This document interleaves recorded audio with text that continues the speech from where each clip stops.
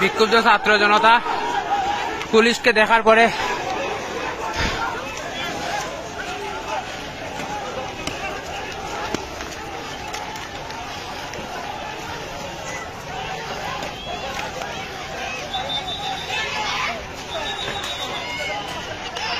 এই মুহূর্তে কোম্পানিগঞ্জের অবস্থা খুবই ভয়াবহ।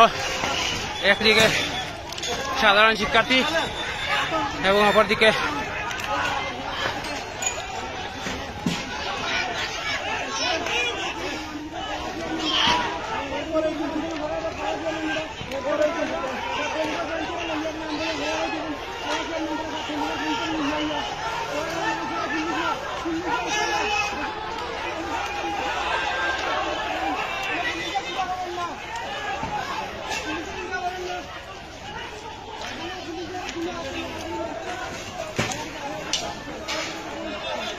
সাধারণ শিক্ষার্থী,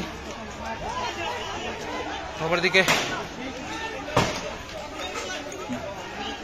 সেনা, আওয়ামী লীগ, ছাত্রলীগ এবং যুবলীগের এবং পুলিশ সহ